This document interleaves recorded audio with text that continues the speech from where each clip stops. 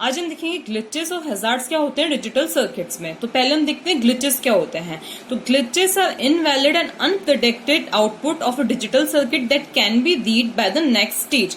मतलब जो आउटपुट हम एक्सपेक्ट कर रहे हैं उसके अलावा कोई और आउटपुट अगर आ जाए तो उसको हम क्या बोलते हैं, ग्लिच बोलते हैं। अब क्या होता है कि जो ग्लिच होता है ना वो अपने आप को खुद ही इंप्रूव कर लेते हैं। मतलब ये एक तरह से एरर ही होती है और इस एरर को हमें करेक्ट करने की जरूरत नहीं रहती है, ये खुद ही अपने आप को करेक्ट कर लेते हैं।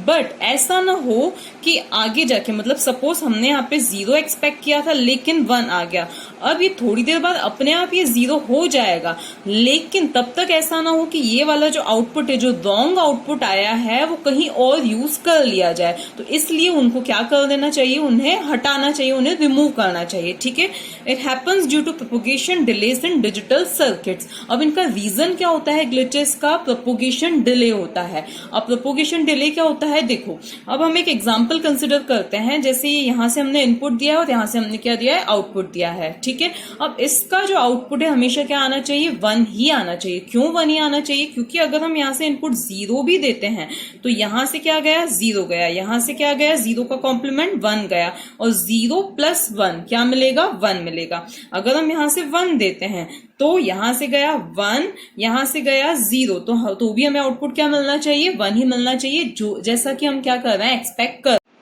अब कभी कभी क्या होता है, देखो अभी पहले क्या है, ये वाली स्टेट्स क्या है, मेंटेन्ड है। यहाँ पे है 1, यहाँ पे है 0। अब हमने इनपुट को क्या कर दिया, चेंज कर दिया। मतलब यहाँ पे हमने क्या दे दिया, 0 दे दिया। ठीक है, यहाँ से हमने 0 दे दिया और ये 0 इमीडिएटली कहाँ पे आ गया, यहाँ पे आ गया। अब मान लिया इसका प्रोपोगेशन डिले, मतलब नोट गेट क्या करेगा कि इसको 0 को 1 में क्या करेगा, कन्वर्ट करेगा। लेकिन इसको 0 को 1 में कन्वर्ट करने में अगर थोड़ा सा टाइम लग गया, अब यहाँ पे क्या है, 0 है, यहाँ पे ऑलरेडी क्या है, 0 है, तो 0 प्लस 0 हमें आउटपुट क्या मिल जाएगा, 0 मिल जाएगा। क्या मिल जाएगा, 0। और ये 0 हमें थोड़ी सी देर के लिए मिलेगा।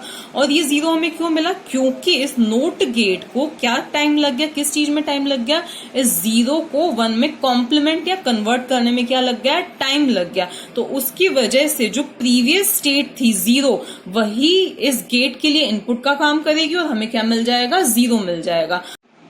अब ये हुआ क्या है, एक बिल्कुल मिली सेकेंड्स के लिए ये चीज हुई है। ठीक है, फिर अपने आप क्या होगा, ये 0 से 1 में कन्वर्ट हो जाएगा और फिर वापस हम जो एक्सपेक्ट कर रहे थे आउटपुट, हमें वो मिल जाएगा 0 प्लस 1। हमें क्या मिल जाएगा, यहाँ पे 1 मिल जाएगा, मतलब हमें करेक्ट आउटपुट मिल जाएगा।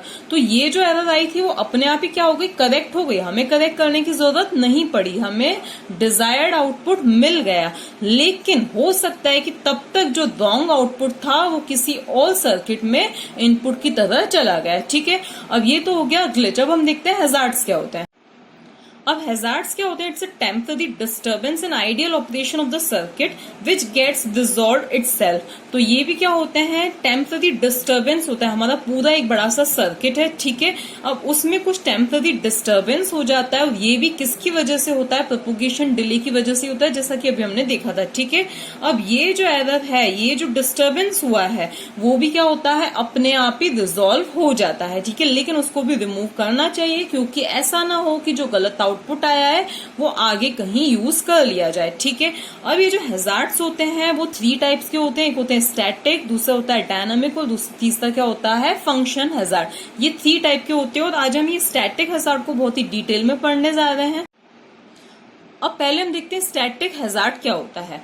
तो स्टैटिक हैजार्ड क्या होता है, इसकी डेफिनेशन क्या होती है, it is a situation where one input variable changes, the output changes momentarily before settling to the correct value. मतलब कुल मिला के हम क्या बोलें कि जब हम किसी इनपुट वेरिएबल को चेंज करते हैं तो थोड़ी देर के लिए हमें क्या मिलता है, इनकरेक्ट आउटपुट मिलता है। ठीक है, तो उस थोड़ी देर के लिए जो इनकरेक्ट आउटपुट हमें मिलता है उसे क्या बोला जाता है, स्टैटिक हैजार्ड बोला जाता है।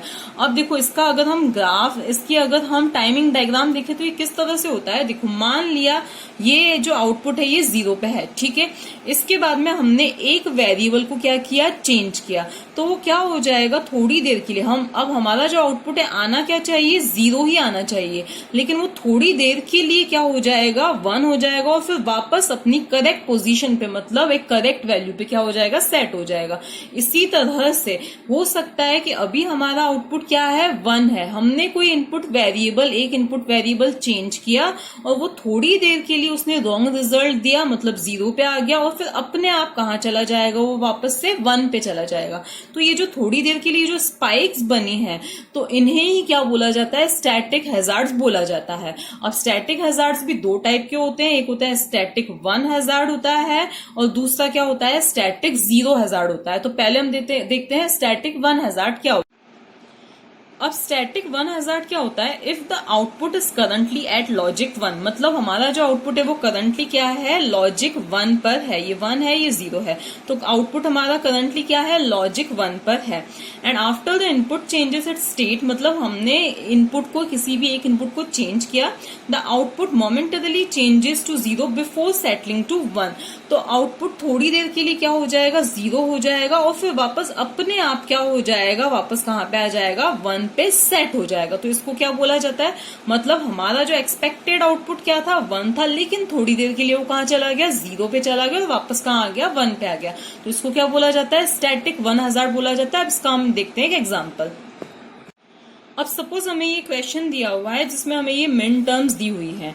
अब इसका हमें सर्किट बनाना है और हमें आइडेंटिफाई करना है कि इसमें कहाँ पर हैजार्ड आ रहा है और कौन सा हैजार्ड इसमें जनरेट हो रहा है। ठीक है, तो अब सबसे पहले तो हम क्या करें, इसको सिंप्लीफाई करें। तो सिंप्लीफाई करने के लिए हम क्या बनाएंगे, के मैप बनाएंगे। तो 3 वेरिएबल कौन सा है, सॉरी यहाँ पे जो हमें क्वेश्चन दिया हुआ है ABC दिया हुआ है, ABC is equals to this. तो अब हम 3 वेरिएबल के मैप यहाँ पे बनाएंगे। तो ये हो जाएगा 1 2 3 और ये 3 वेरिएबल के मैप 0 0 0 1 1 1 1 0 0 1, यहाँ पर A, यहाँ पर B C। अब यहाँ पे ये जो है ये 0 है, ये 1 2 3 4 5 6 7, ठीक है, ये होगी हमारी मिन टर्म्स। अब हमें आउटपुट कहाँ कहाँ पर हाई मिल रहा है, 1 5 6 7 पर। तो ये 1, ये हो गया 5, ये हो गया 6 और ये क्या हो गया, 7 हो गया। ठीक है, अब हम क्या करें, इनकी ग्रुपिंग करते हैं। तो इनकी अगर हम ग्रुपिंग करेंगे तो हमारा फर्स्ट ग्रुप क्या बनेगा, ये वाला बनेगा और सेकंड ग्रुप क्या बनेगा, ये वाला बनेगा। ठीक है, ये दो क्या बन गए, हमारे ग्रुप्स बन गए। अब हम करते हैं इनकी नेमिंग।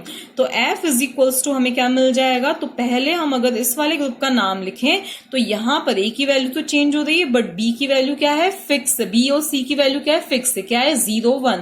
तो हम B का कॉम्प्लीमेंट और C लिखेंगे, फिर प्लस। इस वाले के लिए अगर हम देखें तो A की वैल्यू फिक्स है जो कि क्या है, 1 है, तो हम A लिखेंगे और B की वैल्यू भी क्या है, फिक्स है जो कि 1 है, तो हम क्या लिखेंगे, B लिखेंगे। और C की वैल्यू तो चेंज हो रही है। तो ये आ गई हमारी इक्वेशन आ गई। अब हमें इसका क्या बनाना है, डायग्राम, सर्किट डायग्राम बनाना है। तो हम कैसे बनाएंगे, पहले हम AB plus B complement C भी इसको लिख सकते हैं। ठीक है, तो अब हम क्या करें, यहां से लिया हमने A और यहां पे लिया हमने एंड गेट। ओके, अब 2 एंड गेट्स की हमें जरूरत है क्योंकि यहाँ पे 2 मिन टर्म्स है और एक और गेट की हमें यहाँ पे जरूरत है। ठीक है, तो ये हो गया हमारा और गेट। यहाँ से हमें क्या मिल रहा है, आउटपुट मिल रहा है। पहले हमें चाहिए A B, तो यहां से जनरेट हुआ, यहां से गया A और फिर यहां से जाएगा B। ठीक है, इसके बाद में नेक्स्ट में हमें चाहिए B कॉम्प्लीमेंट C, तो यहां से चला जाएगा B का कॉम्प्लीमेंट और यहां से हमने दे दिया C। इसके बाद में ये और गेट की हेल्प से हमने इनको क्या कर दिया, प्लस कर दिया। ठीक है, तो ये क्या मिल गया, हमें सर्किट डायग्राम मिल गया। अब इसमें देखो हमें कब हैजार्ड मिलेगा, तो देखो जब A और C की वैल्यू क्या होती है, 1 होती है। क्या होती है, A और C की वैल्यू क्या होती है, 1 होती है। तो यहां से A की वैल्यू क्या आ गई, 1 गई, यहां से C की वैल्यू क्या आ गई, 1 गई। ओके, अब B की वैल्यू मान लिया कि क्या होती है, 0 होती है, तो यहां से क्या जाएगा, 1 जाएगा। B की वैल्यू 0 होने पर यहां से 0 जाएगा और यहां से क्या जाएगा, 1 जाएगा। 1 0 एंड गेट है तो एक भी 0 मतलब आउटपुट क्या आया, 0 आया। 1 1 दोनों 1 मतलब आउटपुट क्या आएगा, 1 आएगा। अब क्योंकि और गेट है इसका मतलब आउटपुट दोनों में से एक भी इनपुट हाई होता है तो आउटपुट क्या आता है, हाई मिलता है, तो हमें क्या मिलेगा, 1 मिलेगा। तो आउटपुट में क्या मिला, 1 मिला। तो ये 1 ये 0, तो हमें आउटपुट में क्या मिला है, 1 मिला है। ठीक है, अब इसी तरह से क्या हुआ कि अगर हमने B की वैल्यू क्या दे दी, A और C की वैल्यू तो क्या है, 1 1 ही है। B की वैल्यू हमने क्या दे दी, यहाँ से 1 दे दी, तो यहाँ से क्या जाएगा, 1 का कॉम्प्लीमेंट मीन 0 जाएगा। 1 1 यहाँ से आया 1, 0 1 यहाँ से क्या आएगा, 0 आएगा। 1 प्लस 0 हमें क्या मिलेगा, 1 ही मिलेगा। ठीक है, अब यहाँ पे स्टैटिक 1 हैजार्ड किस तरह से आएगा, तो देखो मान लो अभी ये जो हमारे इनपुट्स क्या है, ये 1 है, ये 1 है, और यहाँ पे क्या है, 0 ही है, ठीक है। अब हमने क्या किया, इस बी में चेंज किया, बी को हमने क्या कर दिया, 0 कर दिया, 1 की बजाय यहाँ से हमने क्या कर दिया, 0 कर दिया। अब ये 0 इमीडिएटली कहाँ से चला जाएगा, यहाँ से चला जाएगा, तो 1 0, यहाँ से तो क्या आ जाएगा, 0 आ जाएगा। अब मान लिया कि इस नोट गेट को आउटपुट प्रोड्यूस करने में थोड़ा सा टाइम लग गया, अब यहाँ से क्या आया है, 0 आया है, तो अब इस नोट गेट को करना क्या है, 0 को 1 में कन्वर्ट करना है। लेकिन मान लिया कि इसको ये चीज करने में थोड़ा सा टाइम लग गया, और उतनी देर में यहां से क्या चले गए, 0 1 चला गया, क्या चला गया, 0 1 चला गया, तो यहां से क्या आ जाएगा, आउटपुट 0 ही आ जाएगा।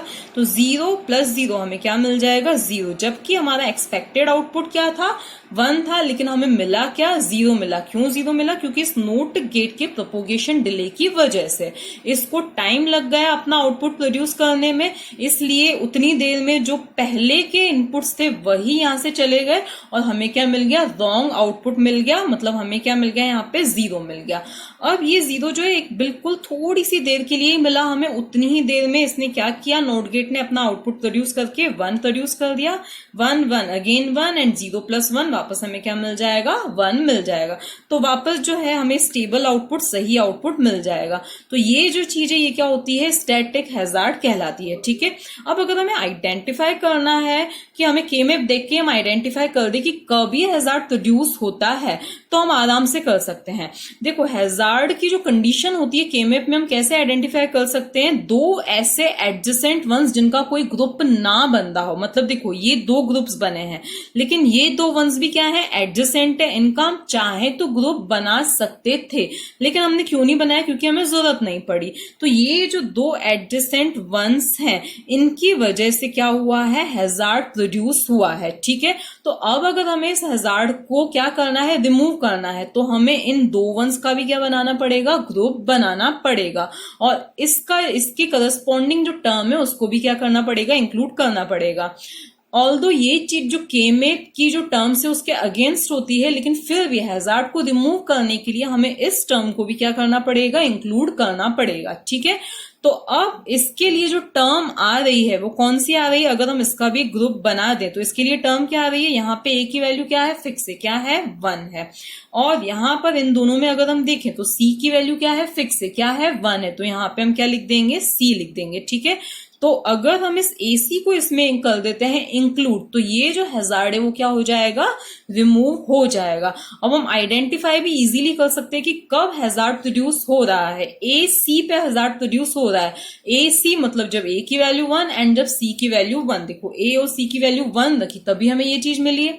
तो अब हम क्या करें, इस AC को भी इसमें क्या कर दें, इंक्लूड कर दें। तो यहाँ पे एक और एंड गेट लगाया, यहां से हमें क्या ले लेना है, A ले लेना है, और यहां से हमें क्या ले लेना है, सी ले लेना है, और इसके साथ में इसको और कर देना है। तो होगा क्या कि जब ऐसी कोई सिचुएशन आएगी, मतलब क्या हुआ, यहां से हमने क्या दिया, 0 दिया, यहां से मान लिया 0 भी चला गया, और यहां से मान लिया पहले 0 था, और यहां से देखो ये 0 से 1 हो, इसके पहले ही मान लिया यहां से क्या आ गया, 0 आ गया। तो ए और सी की वैल्यू तो क्या है, 1 है, तो यहां से भी 1, यहां से भी 1, तो यहां से क्या जाएगा, 1 जाएगा। तो भले ही ये दोनों क्या है, 0 है, लेकिन इस गेट का आउटपुट क्या आएगा, 1 आएगा, जिसकी वजह से हमें आउटपुट क्या मिलेगा, एफ की वैल्यू 1 ही मिलेगी, 0 नहीं मिलेगी। तो ये क्या हुआ कि हमने स्टैटिक 1 हैजार्ड को रिमूव किया। अब हम देखते हैं स्टैटिक 0 हैजार्ड।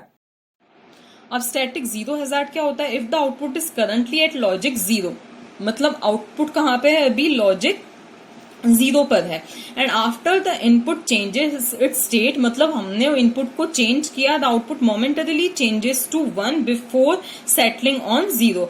मतलब क्या हो जाए, जैसे अभी क्या हुआ था कि थोड़ी देर के लिए आउटपुट क्या मिला था हमें, रॉन्ग, जो कि 0 मिला था। इसमें क्या होता है कि थोड़ी देर के लिए आउटपुट हमें क्या मिल जाएगा, 1 मिल जाएगा, और फिर वापस वो अपनी सही स्टेट पे आ जाएगा। तो इसको क्या बोला जाता है, स्टैटिक 0 हैजार्ड, जिसमें हमारा एक्सपेक्टेड आउटपुट क्या है, 0 है, ठीक है। अब हम इसका देखते हैं एग्जाम्पल। अब इसमें हमें क्या दिया हुआ है, ये टर्म दे रखी है जिसमें हमें मैक्स टर्म्स दी हुई है, ना कि मिन टर्म्स दी हुई है, ठीक है। ये मैक्स टर्म्स हमें दे रखी हैं, ठीक है। और ये है एफ जो फंक्शन है वो ए बी सी का फंक्शन है, ओके। तो अब हम क्या करें, पहले तो इसके लिए बनाएंगे के मैप जैसा कि हमने पहले किया था। तो इसके लिए हमने बना दिया ये 3 वेरिएबल के मैप 0 0 0 1 1 1 1 0 0 1। अब यहाँ पे चीज उल्टी होती है, जहां पर एक की वैल्यू किसी भी वेरिएबल की 0 है तो हमें कॉम्प्लीमेंट नहीं लिखना है, लेकिन अगर किसी वेरिएबल की वैल्यू 1 है तब हमें कॉम्प्लीमेंट लिखना है, ओके। अब देखो मैक्स टर्म्स है, मतलब जहां पर वैल्यू 0 है वहां पे हमें क्या लिखना है, देखो 0 ये क्या है, 0 है, ये 1 है, ये 2 है, ये 3 है, ये 4 5 6 एंड 7 है, ठीक है। अब 0 पे हमें क्या लिख देना है, 0 लिख देना है, क्योंकि ये मैक्स टर्म्स है। मिन टर्म्स होती तो यहाँ पे हम क्या लिखते हैं, 1 लिखते हैं। फिर हमें 4 पे क्या लिखना है, 0 लिखना है, तो हमें 4 पे क्या लिखना है, 0 लिखना है। 6 और 7 पे भी 0 लिखना है, तो 6 और 7 पे भी क्या लिखना है, 0 लिखना है। इसका मतलब क्या होता है कि इन कंडीशंस पे हमें आउटपुट क्या मिल रहा है, 0 मिल रहा है, ओके। तो अब मतलब एबीसी की इन वैल्यूज के लिए हमें 0 मिल रहा है। अब यहाँ पर अगर हम ग्रुपिंग करें, यहाँ क्या है, ए है, यहाँ बी और सी है, इनकी ग्रुपिंग करें तो हमारा फर्स्ट ग्रुप बन रहा है ये, और सेकंड ग्रुप क्या बन रहा है, ये बन रहा है। अब इसमें भी देखो एक और ग्रुप जो बन सकता था लेकिन हमने नहीं बनाया क्योंकि हमें जरूरत नहीं है, वो कौन सा है, ये वाला, ठीक है, जो रोलिंग करके बनेगा। इसको भी हम बाद में देखते हैं। अब हम करते हैं इनकी नेमिंग। तो पहले हम इस ग्रुप का नाम लिखें, तो यहाँ पर किसकी वैल्यू फिक्स है, ए की तो चेंज हो रही है, बी और सी की क्या है, 0 0 है, तो हमें क्या लिखना है, बी प्लस सी, ठीक है, ये लिख दिया क्योंकि ये क्या है, पीओएस फॉर्म में है, ओके।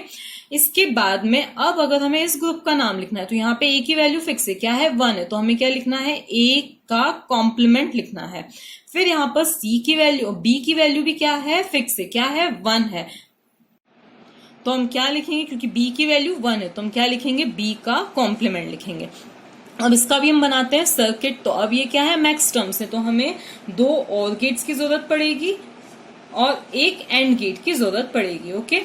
अब पहले क्या है, हम पहले इसको ले लेते हैं, A complement plus B complement. तो ये यहां से क्या आया, ए का कॉम्प्लीमेंट आया, ये ए का कॉम्प्लीमेंट आया, और यहां से क्या आ जाएगा, बी का कॉम्प्लीमेंट आ जाएगा। तो ये A complement plus B complement आ गया। इसके बाद में हमें क्या चाहिए, बी प्लस सी। तो यहां से बी था ही, यहां से हमने ले लिया बी, और यहां से हमें क्या चाहिए, एक सी चाहिए, तो ये यहाँ पे हमने क्या ले लिया, एक सी ले लिया, ओके। अब इनको हमें क्या करना है, इस एंड गेट से कनेक्ट करना है, और ये क्या मिल गया, हमें आउटपुट मिल गया, ठीक है। अब यहाँ पे हैजार्ड कब प्रोड्यूस हो गया होगा, तो देखो जब हम ए की वैल्यू क्या रखते हैं, 1 रखते हैं, और जब हम सी की वैल्यू क्या रखते हैं, 0 रखते हैं। अभी हमें कैसे पता चला वो मैं बाद में बताती हूँ। तो पहले हम क्या रखें, ए की वैल्यू हम क्या रखें, 1 रखें। तो ए की वैल्यू हमने रखी 1, ओके। तो 1 का कॉम्प्लीमेंट क्या मिलेगा, 0 मिलेगा। सी की वैल्यू हम क्या रखें, 0 रखें, तो सी की वैल्यू हमने रखी 0 रखी, ओके। तो अब क्या होगा, देखो अब बी की वैल्यू, मान लिया हमारी इनिशियली क्या है, 1 है, बी की वैल्यू क्या है, 1 है, तो यहां से 1 का कॉम्प्लीमेंट हमें क्या मिल गया, 0 मिल गया, और यहां से ये क्या चला गया, 1 चला गया। बी की वैल्यू हमने क्या रखी है, 1 रखी है, ओके। अब क्या होगा, 0 प्लस 0 हमें क्या मिलेगा, 0, 1 प्लस 0 हमें क्या मिलेगा, 1 मिल जाएगा, ओके। अब एंड गेट है, एंड गेट है, इसका मतलब हमें जब एक भी 0 मिलता है तो आउटपुट में क्या मिलता है, 0 ही मिलता है, तो हमें आउटपुट क्या मिला, 0 ही मिला, क्या मिला, आउटपुट 0 ही मिला, ओके। तो ये हुआ एंड गेट का आउटपुट मिला। अब इसमें एक और चीज हो सकती है कि b की वैल्यू हम क्या कर दें, 0 कर दें। b की वैल्यू हम 0 कर दें तो यहां से क्या हो जाएगा, 0, और यहां से ये चीज क्या हो जाएगी, 1 हो जाएगी, ओके। 0 प्लस 1 क्या मिलेगा हमें, 1 मिल जाएगा, और 0 प्लस 0 क्या मिल जाएगा, 0 मिल जाएगा। तो अगेन हमें आउटपुट क्या मिला, 0 ही मिला। तो दोनों कंडीशंस में हमें क्या मिला, 0 ही मिला, ठीक है। तो अब कुल मिला के जब a की वैल्यू क्या होती है, 1, और c की वैल्यू क्या होती है, 0, तो हम क्या एक्सपेक्ट कर रहे हैं कि हमें आउटपुट क्या मिलना चाहिए, 0 ही मिलना चाहिए। लेकिन अब इसमें क्या होगा कि मान लिया अब हमने क्या कर दिया, इसका ये जो है b की वैल्यू चेंज करके फिर से हमने क्या कर दी, 1 कर दी। क्या हमने कर दी, इसकी वैल्यू 1 कर दी, ठीक है। तो ये 1 इमीडिएटली कहां से चला जाएगा, यहां से चला जाएगा। अब यहां से ये 1 0 हमें क्या मिल जाएगा, 1 मिल जाएगा। अब इसके इस नोट गेट के प्रोपोगेशन डिले की वजह से क्या होगा, जब तक ये इसको 1 से 0 कन्वर्ट करे उतने में ये जो पुरानी वैल्यू थी वही इस और गेट से चली जाएगी और हमें 0 + 1 क्या मिल जाएगा, ये भी 1 मिल जाएगा, जिसकी वजह से इस एंड गेट का आउटपुट क्या आ जाएगा 1.1 1 × 1 हमें क्या मिल जाएगा 1 मिल जाएगा। मतलब आउटपुट थोड़ी देर के लिए क्या हो गया 1 हो गया। अब थोड़ी ही देर में क्या हो जाएगा कि ये जो है नोट गेट अपना आउटपुट प्रोड्यूस करेगा, मतलब 1 की जगह ये क्या हो जाएगा 0 हो जाएगा। 0 + 0 हमें क्या मिल जाएगा 0 और ये 1 + 0 हमें क्या मिला है 1, तो हमें आउटपुट क्या मिल जाएगा 0 × 1 हमें क्या मिल जाएगा 0 मिल जाएगा। मतलब ये जो एरर है, ये जो रॉन्ग आउटपुट है अपने आप थोड़ी देर में क्या हो जाएगा करेक्ट हो जाएगा। तो ये जो चीज है इस चीज को क्या बोला जाता है स्टैटिक जीरो हैजार्ड बोला जाता है। और ये क्या प्रोड्यूस हुआ है, इसमें ग्लिच प्रोड्यूस हुआ। अब हम देखते हैं डायनामिक हैजार्ड क्या होता है। तो it is the possibility of an output changing more than once as a result of single input change. मतलब हमने इनपुट तो एक ही बार चेंज किया लेकिन हमें आउटपुट एक से ज्यादा बार चेंज होके मिला, उसे क्या बोला जाता है डायनामिक हैजार्ड बोला जाता है। A logic circuit is mean to change output from 1 to 0। मतलब हमारा जो एक्सपेक्टेड आउटपुट क्या है कि अगर किसी सर्किट की वैल्यू अभी आउटपुट की वैल्यू 1 है और उसको 1 से 0 में चेंज होना है, ठीक है, ये है हमारा एक्सपेक्टेड आउटपुट, डिजायर्ड आउटपुट। लेकिन होगा क्या, but instead changes from 1 to 0 then 1 and finally at 0। लेकिन ये क्या हो जाएगा 1 से पहले 0 में चेंज हुआ, फिर वापस 1 में चेंज हुआ और फिर फाइनली कहाँ आ जाएगा 0 में। अब ये तो मैंने 2 ही बार बताया, हो सकता है ये 3-4 बार भी हो जाए। तो ये जो है कि हम चाहते क्या थे ये एक ही बार में हो जाए, लेकिन इसने क्या किया बीच में अनएक्सपेक्टेड रिजल्ट दिया। इस चीज को क्या बोला जाता है, मतलब मल्टीपल टाइम्स क्या हुआ आउटपुट चेंज। तो इस चीज को क्या बोला जाता है डायनामिक हैजार्ड बोला जाता है। एक और होता है फंक्शन हैजार्ड, जो क्या होता है कि अगर हम एट ए टाइम एक से ज्यादा इनपुट को चेंज करें। देखो नॉर्मल रूल क्या होता है कि एट ए टाइम एक इनपुट को चेंज किया जाता है, लेकिन अगर हम एट ए टाइम एक से ज्यादा इनपुट्स को चेंज किया जाए तो उसकी वजह से क्या होता है फंक्शन हैजार्ड प्रोड्यूस होता है, और जिसको रिमूव नहीं किया जा सकता है। मतलब जिसको इस प्रोग्रामिंग चेंजेस की वजह से हम रिमूव नहीं कर सकते।